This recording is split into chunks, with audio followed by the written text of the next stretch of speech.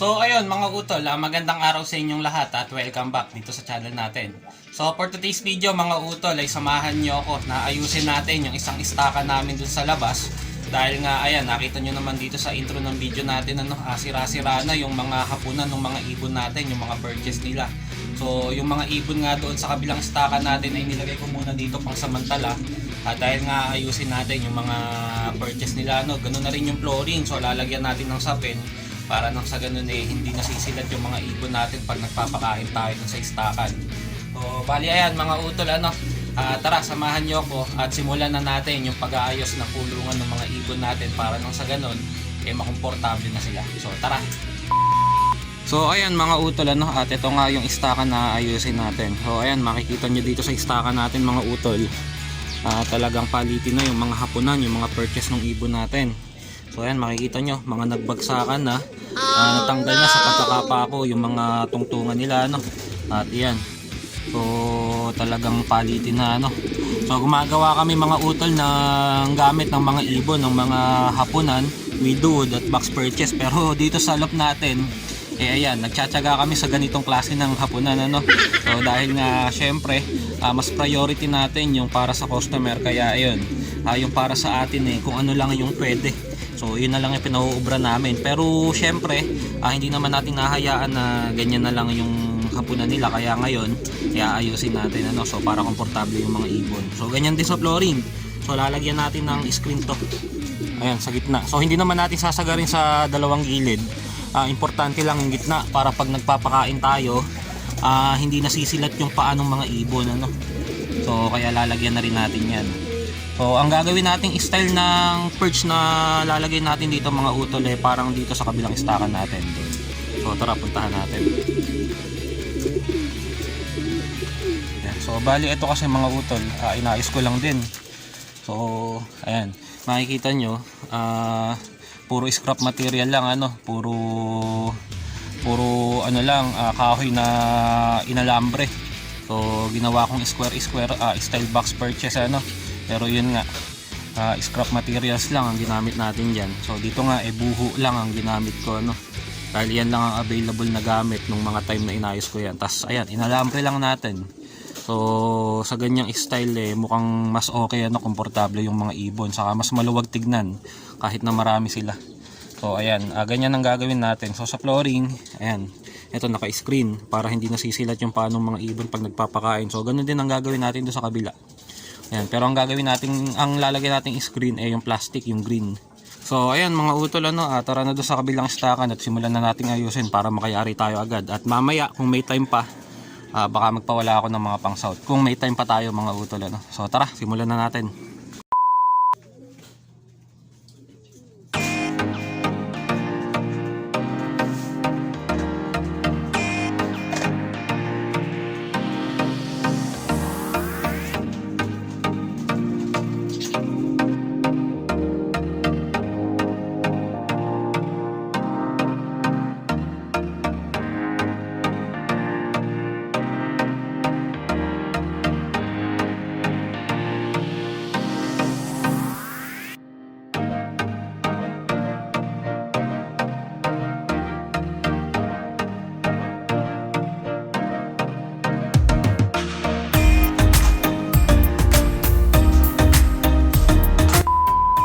So ayan mga utol, tatanggal na natin yung mga sira-sirang purchase nung istakan natin. So ayan, may mapaglalagyan na tayo nung purchase na gagawin natin dito sa stock lot natin ngayon, So bali ayan yung mga tinanggal ko. So talagang mga paliti na, marurupok na yung kahoy. At ayan, para makomportable yung mga ibon, simulan na natin gawin to mga utol, para mailipat na natin sila. So ayan mga utol, ito yung mga gamit na gagamitin natin dun sa gagawin nating bee purchase dun sa stock lot. So ayan, scrap materials lang ulit mga utol, So ayan, pinagtabasan lang to ng mga kahoy na ginagamit namin panggawa ng widowwood at box purchase, So ayan, tatabasin lang natin to mga utol. So tara, simulan na natin.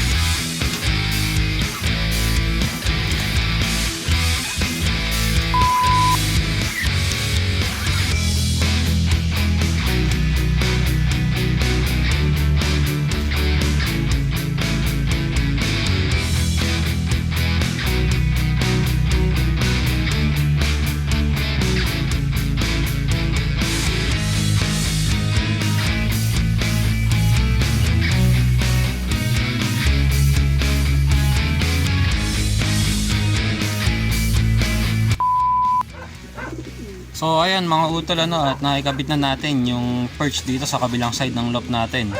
So ayan, ganyan lang mga utol ano, talagang ayan, pagtsatsagaan lang natin yung ganitong perch ano. So napakaganda, makikita nyo naman ano, talagang pinagplanuhan yung pagkakagawa. So ayan, kaysa lang sira-sira yung perch nila at hindi sila komportable, mas okay na to mga utol ano. So bali dito sa kabila maglalagay pa tayo. So 12 butas ulit yan mga utol ano. So bali ano nga 24 slot na box perch ang magagawa natin ano. At bukod nga doon, kung meron pa tayong mailalagay dito sa gitna, ilalagyan na rin natin yan. So ayan, at lalagyan ko na rin tong kabila dahil ayan mukhang uulan na, maambon mga utol ano. At mukhang hindi na tayo makapagpawala ng mga pang-south dahil nga mukhang uulan. So ayan, tapusin ko na to mga utol ano, at babalikan ko na lang kayo.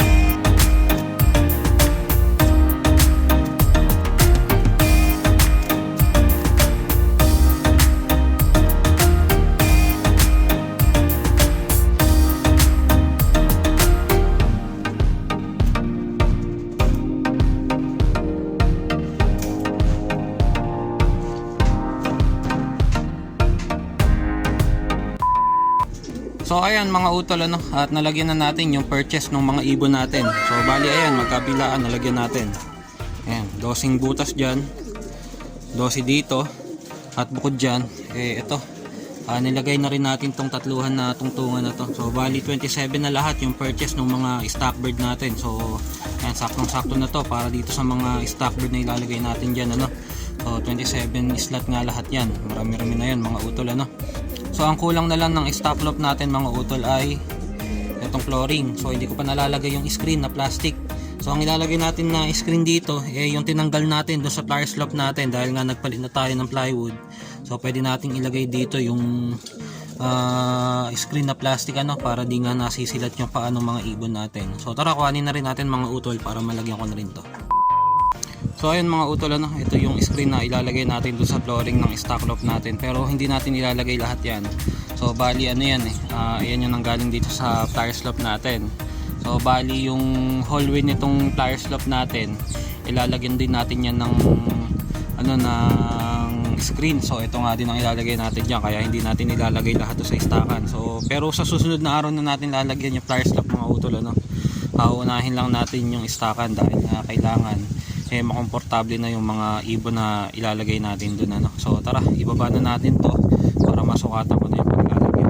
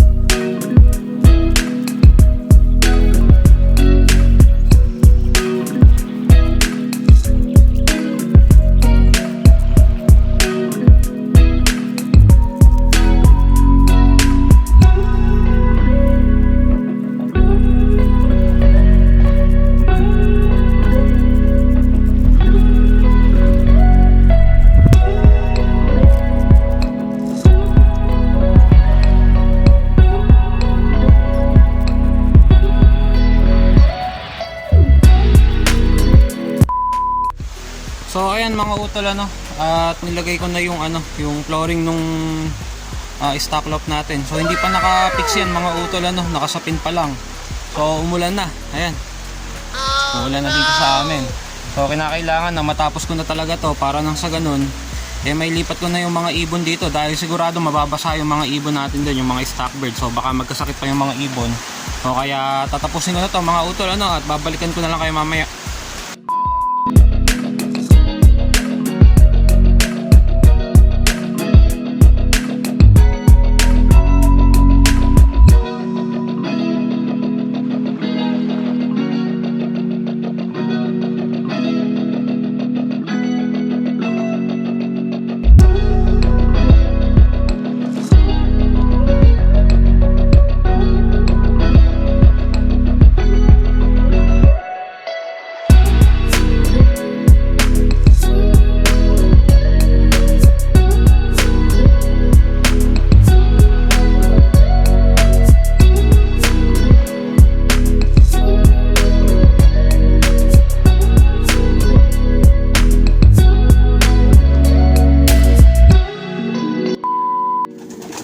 So ayan mga utol at na-fix ko na itong screen dito sa flooring ng stock loft natin. So ayan, nalinisan ko na rin at ready na para ilipat natin dito yung mga stock bird natin sa loob So dahil nga ayan, hindi sila pwede doon, mababasa yung mga ibon natin doon. Kaya dito kailangan ilipat na natin yung mga young bird natin na stock bird. So tara, kuhanin na natin yung mga ibon mga utol. So ayan mga utol at kukuhanin na nga natin tong mga stock bird natin dito. Ay lilipat na natin doon sa istakan na inayos natin sa labas. So ayan, kagaya nung nakikita nyo, nabasa yung flooring ng kulungan. So saglit na ulan lang ayan talagang naglalawa na sila dyan So dahil dito yan mga utol umaangge yung dyan, yung tubig kapag umuulan at dagdag mo pa may tumutulo sa yero. So kaya pagka ganitong tag-ulan hindi kami naglalagay ng ibon dito sa istakan na to. At ganun din dito sa kabilang kulungan ayan, so basa yung flooring. So magkakasakit yung mga ibon natin pagka hinayaan natin ganyan. Kaya kailangan mayalisan natin sila dyan So ayan, dahil bukas yung bubong dyan sa taas na yan ginawa natin kasing ventilation yan dahil nga dito sa breederan sobrang init.